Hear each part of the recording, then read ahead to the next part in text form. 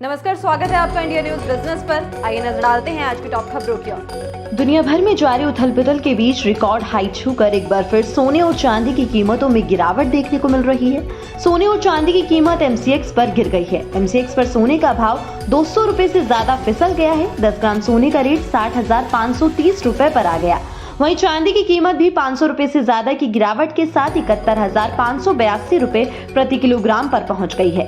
साथ ही international market की बात करें तो कॉमेक्स पर भी सोने की कीमत में नरमी देखने को मिल रही है। इसका भाव करीब ½ की नरमी के साथ $1980 के नीचे फिसल गया है और चांदी में इससे भी ज्यादा की गिरावट है, जिसके बाद कॉमेक्स पर चांदी ½ की नरमी के साथ $23 प्रति औंस के नीचे फिसल गई है। हफ्ते के दूसरे कारोबारी दिन बैंक निफ्टी में दिखी मामूली तेजी। निफ्टी करीबन 5 अंकों की कमजोरी के साथ 19,406 के लेवल पे जाकर बंद हुआ, तो वही सेंसेक्स करीबन 9 अंकों की मजबूती के साथ 64,967 के लेवल पे जाकर बंद हुआ। आज के टॉप गेनर्स की बात करी जाए तो सन फार्मा 2% की मजबूती के साथ आज का टॉप गेनर बना। वही हीरो मोटोकॉर्प 1.04% की कमजोरी के साथ आज का टॉप लूजर रहा। बाजार में सबसे ज्यादा बिकवाली बैंकिंग और रियलिटी सेक्टर के शेयर्स में देखने को मिल रही है। वहीं बैंकों को कमोडिटी मार्केट में लाने के लिए सेबी की चर्चा जारी है। इसी के साथ आज फोनासा यानी कि मामाअर्थ NSE पर 2% प्रीमियम के साथ लिस्ट हुआ है। हाल ही में रिलीज हुई एक रिपोर्ट के मुताबिक भारत की GDP 2027 तक $5 लाख करोड़ तक पहुंच जाएगी, जिसके बाद भारत दुनिया की तीसरी सबसे बड़ी अर्थव्यवस्था वाला देश बन जाएगा। रिपोर्ट में इस बात की भी उम्मीद जताई गई है कि फाइनेंशियल ईयर 2024 में ग्रोथ रेट 6.4% और 2025 में 6.5% की दर से बढ़ेगी।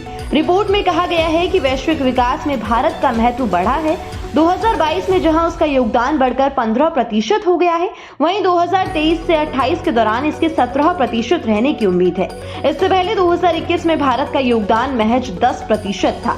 रिपोर्ट्स के मुताबिक डॉलर के आधार पर हम उम्मीद करते हैं कि भारत की GDP ग्रोथ फाइनेंशियल ईयर 2025 तक बढ़कर 12.4% तक पहुंच जाएगी और ये चीन, अमेरिका और यूरो क्षेत्र से बेहतर प्रदर्शन करेगी। नायका ने जुलाई सितंबर 2023 तिमाही के नतीजे जारी कर दिए हैं और कंपनी का दूसरी तिमाही का नेट प्रॉफिट 50% उछाल के साथ 7.8 करोड़ रुपीस हो चुका है। पिछले साल सितंबर तिमाही में कंपनी ने 5.2 करोड़ का मुनाफा कमाया था। नायका ने शेयर बाजार को बताया है कि Q2 फाइनेंशियल ईयर 24 के दौरान कंपनी का ऑपरेशन से रेवेन्यू 22% बढ़कर 1,507 करोड़ रुपए हो गया है। एक साल पहले इसी ड्यूरेशन में कंपनी ने 1,231 करोड़ का रेवेन्यू हासिल किया था। सितंबर 2023 तिमाही के दौरान कंपनी का टोटल एक्सपेंडिचर 22% बढ़कर 1,502 करोड़ रुपए हो चुका है। पिछले फिस्कल ईयर जुलाई सितंबर तिमाही में कंपनी का एक्सपेंडिचर 1,228 करोड़ रुपए था। इसी के साथ नायका की टोटल इनकम सितंबर 2023 तिमाही के दौरान 22.5% बढ़कर 1,516 करोड़ रुपए हो गई है और पिछले साल इसी ड्यूरेशन में कंपनी ने 1,237 करोड़ की इनकम की थी। इस शेयर ने दिया इन्वेस्टर्स को दिवाली का तोहफा। ये शेयर अपने 12 साल के हाई यानी कि ऑल टाइम हाई पर पहुंच चुका है। हम बात कर रहे हैं DB रियलिटी की, जिसने आज अपने ऑल टाइम हाई यानी कि 193 के लेवल को टच कर लिया है। बता दें कि अभी कंपनी ने शेयर परचेज एग्रीमेंट को साइन किया है, जिसमें कंपनी अपनी subsidiary company real gem tech builder से अपने 100% इक्विटी को बेचने जा रही है। इसकी वैल्यूएशन करीबन 231 करोड़ की है। ये डील DB रियलिटी और किंग मेकर डेवलपर्स के बीच साइन हुई है और इसके बाद ही शेयर के अंदर जोरदार तेजी देखने को मिली है। इसका मेजर रीजन कंपनी के पास आता हुआ कैश फ्लो है और शेयर ने 3 महीने के अंदर ही इन्वेस्टर्स को करीबन 100% का रिटर्न दिया है। अडानी ग्रुप की electric power distribution company Adani energy solution ने फाइनेंशियल ईयर 23-24 की दूसरी तिमाही के नतीजे जारी कर दिए हैं।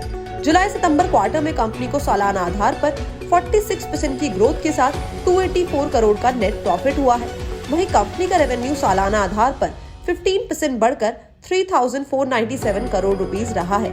अगर एबिटा की बात करी जाए तो वह सालाना आधार पर जुलाई सितंबर क्वार्टर में 6% बढ़कर 1,443 करोड़ रुपीस हो चुका है।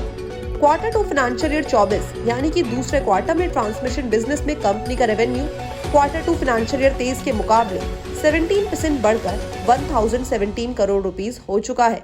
वहीं इसी दौरान पावर जनरेशन, ट्रांसमिशन और डिस्ट्रीब्यूशन बिजनेस से कंपनी का रेवेन्यू 2,479 करोड़ रुपीस हो चुका है। सालाना आधार पर इसमें 14% की बढ़ोतरी देखी गई है। जानते हैं भारत हाई इनकम वाले देशों में शामिल हो चुका है, लेकिन चिंता की बात ये है कि पिछले 20 सालों में लोगों के इनकम और प्रॉपर्टी में इनइक्वालिटी में भी काफी ज्यादा बढ़ोतरी हुई है। रिपोर्ट के मुताबिक भारत दुनिया के टॉप 10 देशों में शामिल हुआ है, जहां लोगों की इनकम तो बढ़ी है, लेकिन सभी सेक्शंस की सिमिलर फॉर्म में नहीं बढ़ी है। 10% अमीर लोगों के पास देश की आधी से ज्यादा वेल्थ है।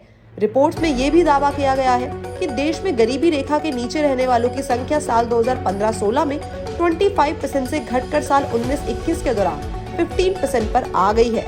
रिपोर्ट्स के मुताबिक देश के 18.5 करोड़ लोग गरीबी में रहने को मजबूर है, जिनकी इनकम $2.25 यानी कि 180 रुपए से भी कम है।